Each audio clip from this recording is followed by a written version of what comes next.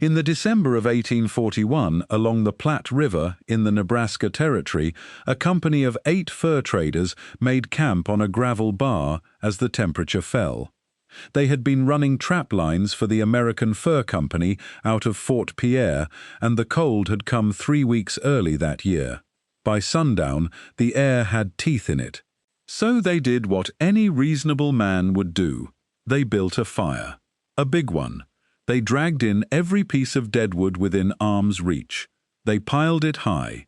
The flames climbed 8-10 feet into the black sky. The heat pushed them back 3 paces, and they stood there with their hands out, faces orange, shadows long, feeling like they had beaten the night. By midnight, the fire was half its size. By 2 in the morning, it was a low crawl of flame over spent logs. By 4, it was ash. By 5, the temperature had bottomed out at 22 below zero, and the men were sitting in a circle around a dead fire with nothing left to burn within 300 yards. The wood was gone. The heat was gone. The cold moved in like water filling a hole. 3 of them were dead by sunrise. 2 more died on the walk to the next post. Not one of them was taken by a cougar. The cougars got the legend. The fire got the song. But it was not the cougars that killed frontier men, friend. It was a myth. The myth said, if you build the fire big enough, you will be warm enough. That myth killed more men across the frontier than every cougar, every wolf, and every winter cat between the Missouri and the Rockies combined. Here is the twist. The fire was not the enemy. What they never did with it was. What those traders were missing has a name. It is called fire management, not fire starting, not the flick of a match or the spin of a bow drill. The long skill, the overnight skill, the art of keeping a fire alive from dusk to dawn on a fraction of the fuel those men burned in 3 hours. The way your great-great-grandfather ran a fire through a 14-hour winter night and woke up warm with coals still glowing, not because he had more wood, but because he understood something about fire those traders never learned. And I am going to walk you through every piece of it, the way it was actually done by the families who survived winters that would freeze a modern man solid by midnight. Every piece except one. If your power went out tonight and the temperature dropped below zero by morning, could you build a fire that lasted until dawn without burning through every stick of firewood you own in the first 4 hours? Most grown adults in this country could not. They would build a big fire, feel warm for 2 hours, and be shivering in the dark by 3 in the morning. Their great-grandfathers ran a fire all night on a stack of wood the size of a hay bale. That is the sovereignty we are taking back today. The ability to keep your family warm through any night, on any ground, with a fraction of the fuel most people waste by midnight. And there is one piece of this skill they worked hardest to make you forget. It is the piece that separates the families who slept warm through every winter from the 5 men on the Platte River who built the biggest fire in the territory and froze beside it. We will get there. Stay with me by choice, friend. This is worth every minute. I am Silas Mercer, 7th generation on this ridge. The Mercers have held this stretch of Appalachian Mountains since the 1790s, and I have not left it. My grandfather Eli raised me after my daddy died in the timber, and before he went, he made me copy every last thing he knew into a leather journal. This is me keeping that promise. The skill you are about to learn did not fade because it stopped working. It faded because the heating oil men and the propane companies and the electric furnace industry made a fortune the day your family forgot they could keep warm with nothing but wood and the knowing. By the time we are done here, you will know what to do the night the furnace dies and the wood pile is half what you wish it was. You will know how to start a fire from nothing. You will know which wood burns how. You will know which shape to stack and why it matters. You will know the piece of frontier engineering that doubles your heat without adding a single log. And you will know the one step the traders on the Platte never took. the step that turned their bonfire into a death sentence. That is the through line, neighbor. I am not walking away from it until it is yours. Before we get into the fire, pull the trigger on subscribe. Not for me, because the buried skills we drag back into daylight around here, you are going to want the next one. There are 5 pieces to a fire that keeps you alive all night. 5. In order. Miss anyone, you burn foolish. Miss the last one, you burn dead. Most people who try to build an overnight fire get the first 2 passable. The third is where the camping channels stop paying attention. The 4th is something most modern Americans have never seen done. But the fifth is the one that has been quietly erased from every fire-building guide written in the last century, and it is the only piece that decides whether your fire outlives you or you outlive your fire. We build to it, piece by piece. So the real question is not what we forgot, friend. It is who profited when we forgot it, and how you take the knowing back before the next cold night. Piece 1. The spark. The first thing your great-grandmother knew that most modern fire builders get exactly wrong. A fire is not built from the top down. It is built from the bottom up. And the bottom is not the wood. The bottom is the tinder. The tinder is everything.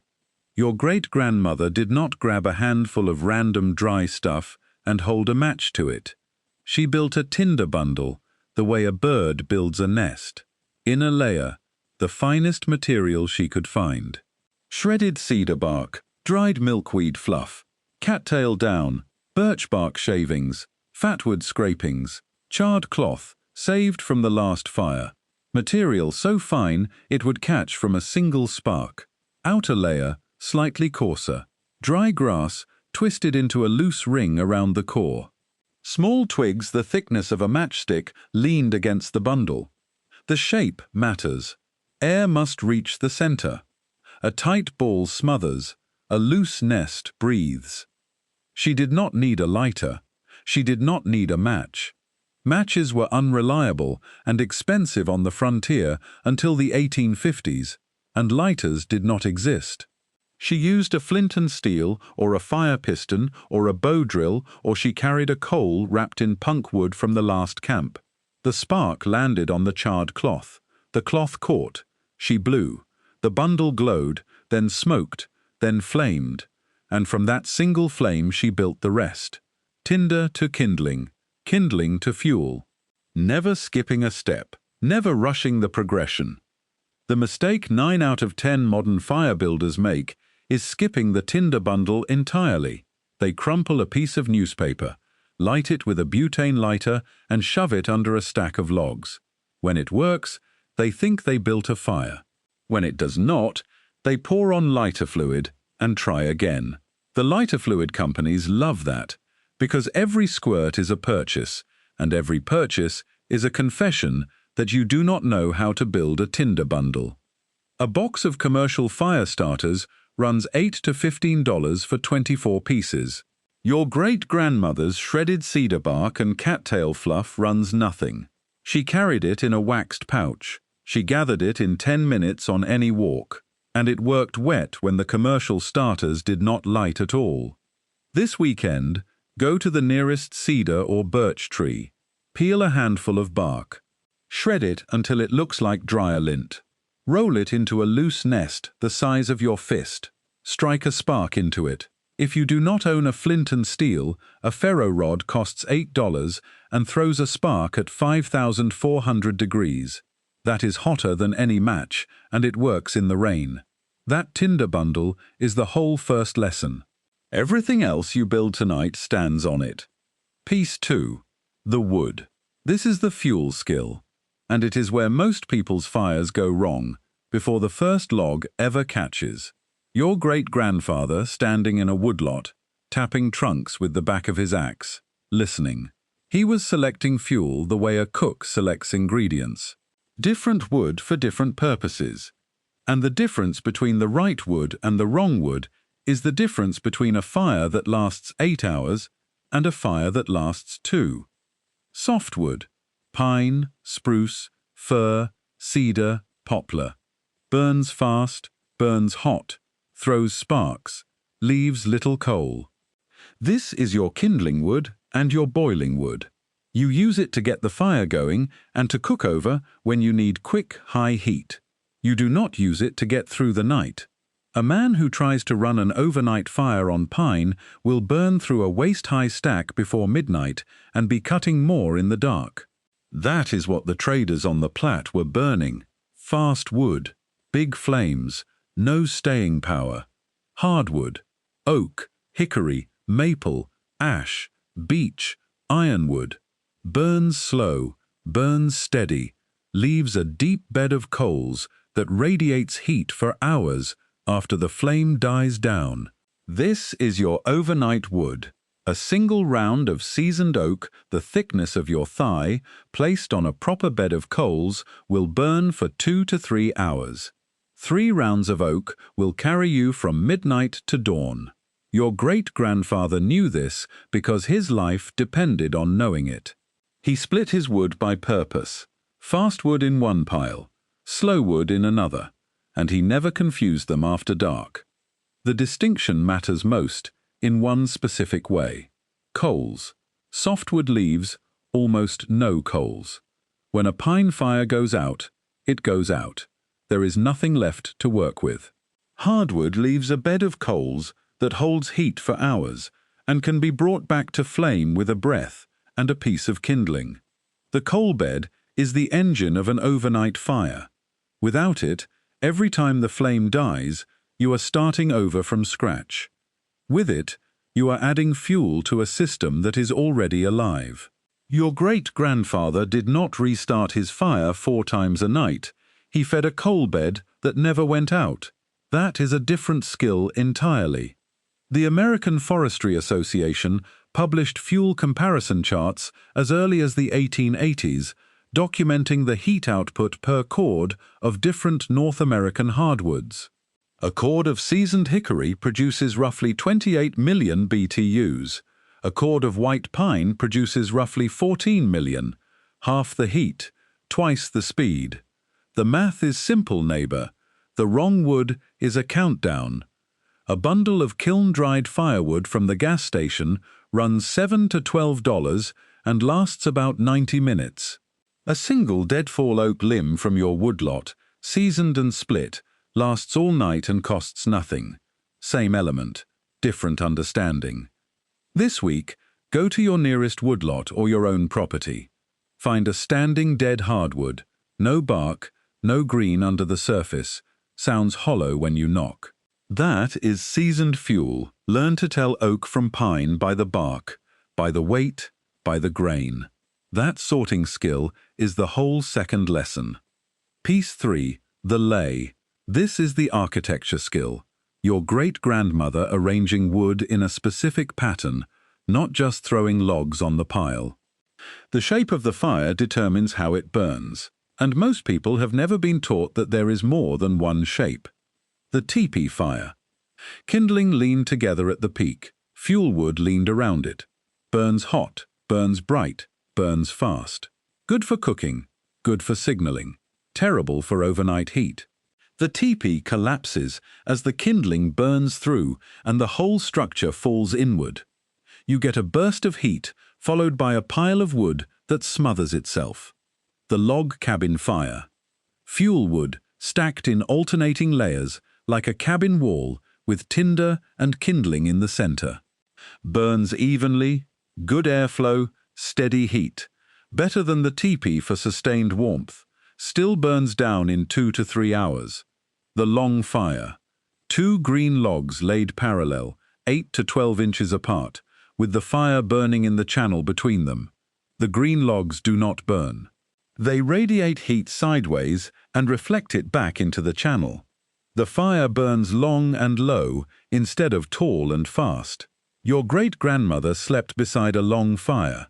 Her body was the same length as the fire. Every inch of her, heel to shoulder, received the same heat. A teepee fire heats a single point. A long fire heats a line. The line is your body. The long fire is the frontier overnight fire. and it has been for at least 400 years. French voyageurs documented it in their journals in the 1600s. The Hudson Bay Company trappers used it across Canada. The Appalachian settlers used it. Your great-grandmother used it. It is the shape of a fire designed to be slept beside, not sat around. And almost nobody teaches it anymore, because the camping industry sells you a tent and a sleeping bag rated to 20 below and tells you the fire is optional. The fire was never optional on the frontier. The lei was the reason it worked. A modern portable propane campfire with a 10,000 BTU burner and a 5-pound tank runs $150 to $250 and lasts 6 hours. Your great-grandmother's long fire between 2 green logs runs all night on 4 pieces of hardwood and costs nothing. Same warmth, same duration, 400 years older and still winning. This weekend, build a long fire. Lay 2 green logs, forearm thickness, parallel, 10 inches apart. Build your fire in the channel. Lie beside it. Feel how the heat reaches your whole body, not just your face. That difference is the whole third lesson. Now, we have the tinder to start, the hardwood to last, and the long fire to direct the heat. 3 pieces.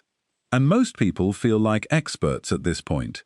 Fire is burning, heat is hitting them, night is held back. And this is exactly where the traders on the Platte River stood. Big fire, good wood, roaring heat, 3 pieces done, and 3 days from dead. Piece 4. The wall. This is the forgotten multiplier, the piece of frontier fire engineering that doubles your heat without adding a single log. And it is the reason your great-grandfather could run a small fire all night while the traders on the Platte burned a bonfire to the ground in 4 hours. A fire radiates heat in every direction. Up, down, left, right, forward, backward. Roughly equal in all directions. If you are sitting on one side of a fire, you are receiving maybe 15 to 20% of the heat it produces.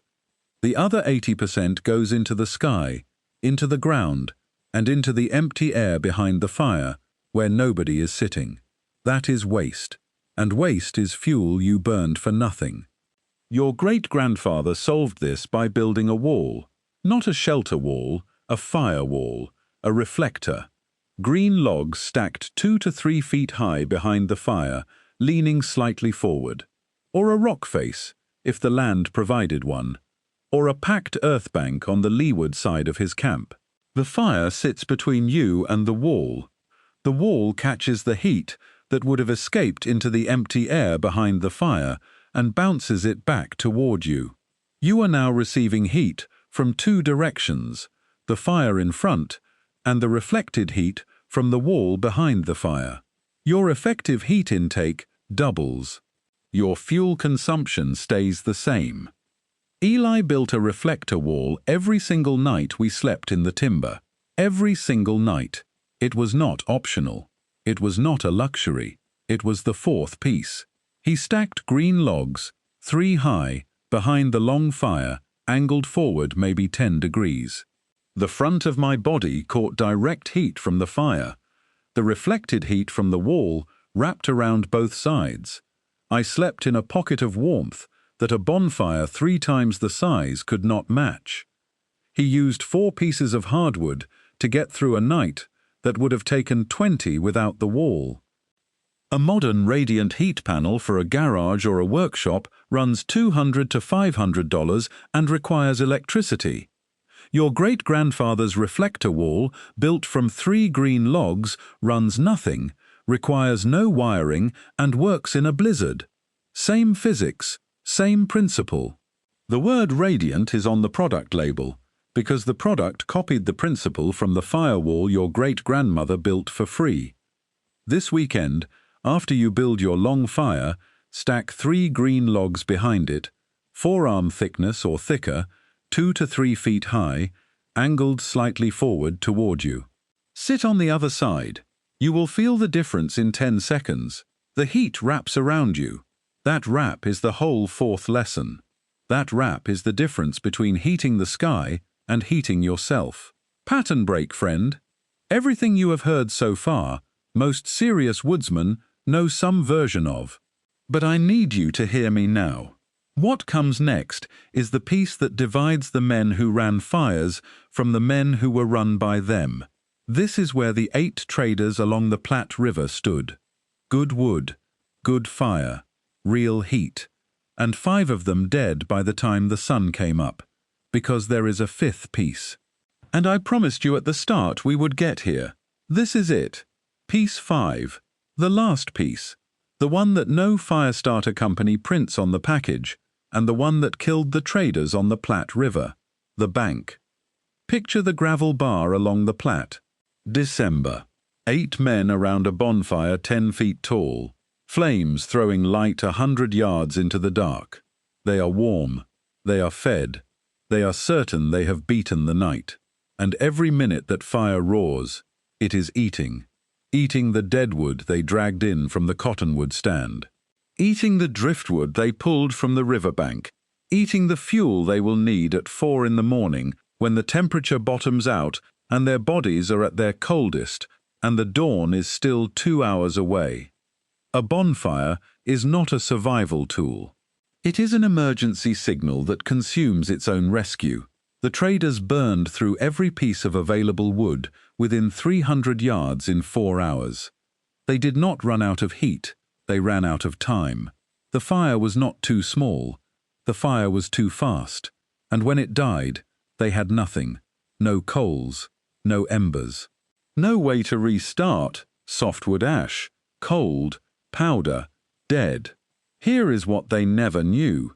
Here is the piece that separates the men who froze beside a dead fire from the men who woke up warm beside a living one. The bank, the oldest fire management technique on this continent. The technique your great-grandmother performed every single night of every single winter of her entire life. The technique so simple it takes 30 seconds to execute, and so effective it keeps a fire alive for 8 hours without a single piece of fuel being added. When the coal bed is deep and glowing, when the hardwood has burned down to a thick layer of red embers, you do not add more wood. You rake the coals together into a tight mound. You cover them with ash from the edges of the fire. A layer of ash, 1 to 2 inches thick, over the entire coal bed. Then, if you have it, a layer of dry dirt or sand on top of the ash. You are burying the fire. You are sealing the coals under an insulating blanket that cuts off most of the oxygen and slows the combustion to a crawl. The coals do not go out. They hibernate. They glow under the ash at a fraction of their open-air burn rate. They consume almost no fuel. They produce almost no flame, and they hold their heat for 6, 8, sometimes 10 hours. At dawn, when the cold is deepest and your body is most vulnerable, you brush the ash aside. The coals are still red, still hot. You lay a handful of tinder on them. You blow. The tinder catches. You add kindling. The fire climbs back in 2 minutes. You never lost it. You never had to start over. You never struck a spark in the dark with frozen hands over a pile of cold ash. The fire was alive the whole time. You just told it to sleep. The journals of frontiersmen and frontier women archived at the Newberry Library in Chicago, at the Oregon Historical Society in Portland, and at the Filson Historical Society in Louisville document the banking technique in nearly identical terms across decades and across thousands of miles. Bury the coals. Cover with ash. Sleep. Blow them alive at dawn. The instructions are so consistent across so many sources that they read like a recipe passed from grandmother to granddaughter without a single word changed, because that is exactly what they were. The traders on the Platte never banked. They had never been taught. They were company men, hired for their trapping skill, not their fire skill. They knew how to start a fire. They did not know how to put one to sleep. And that gap, that one missing piece, cost 5 of them their lives. They did not run out of wood. because there was no wood. They ran out of wood because they burned it all at once instead of stretching it through the night. A bonfire in 4 hours versus a banked long fire through 14. Same amount of fuel. One man dead by sunrise. The other man cooking breakfast. The fire did not fail those men. Their understanding of fire failed them. They thought fire was an event, something you build once and feed until it dies. Your great-grandmother knew fire was a relationship, something you build, manage, rest, and wake. A living system that answers to your hand if you know how to ask. And the asking is the bank. A modern thermostat-controlled electric baseboard heater runs $100 to $300, plus the electric bill every month for the rest of your life. Your great-grandmother's banked coal bed runs nothing, requires no wiring, survives any power outage, and has been working since the first human learned that ash insulates. Same principle. She modulated heat output by controlling oxygen. The thermostat modulates heat output by controlling current. Same concept. Older teacher. No bill. This week, do one thing. Build a fire in your fire pit or your fireplace. Burn hardwood down to a deep coal bed. Then bury those coals in ash, 2 inches thick. Walk away. Come back in the morning. Brush the ash aside. If the coals are still warm, if they still glow when you blow on them, you have just done the 5th piece. You have just banked a fire the way your great-grandmother banked one every night of her life. That is the whole entry ticket. The 5 traders on the Platte River did not die because the cold was too strong. It was 22 below. Brutal, but survivable. Men in the Yellowstone country survived worse that same winter with long fires, reflector walls, and banked coals. The traders died because they believed a myth. The myth that said, if the fire is big enough, you are safe enough. Size was never the answer. Management was. The cougar got the campfire legend because cougars made better stories. But the killer was an empty fire ring at 4 in the morning and a pile of cold ash where living coals should have been. 30 seconds of banking. 5 men. So here is your skill, whole and yours. Build the tinder bundle. Fine to coarse, loose, breathing. Feed it into flame and walk the progression from spark to kindling to fuel. Choose the right wood. Softwood to start, hardwood to last. Build the long fire. 2 green logs, fire in the channel, heat along your whole body. Stack the wall. 3 green logs behind the fire, angled forward, doubling your heat for free. And then, the piece the fire starter companies never mention, the piece the traders on the Platte River never learned, you bank it. Rake the coals. Bury them in ash. Sleep. Blow them alive at dawn. That is the whole method. That is the skill your great-grandmother lived by and the men on the gravel bar died without. And now it is yours. The whole empire of propane heaters and electric furnaces and thermostat-controlled baseboard units was built on you not knowing the 5th piece. That is it. That is the whole trick. This was never really about a fire or a cold night, neighbor.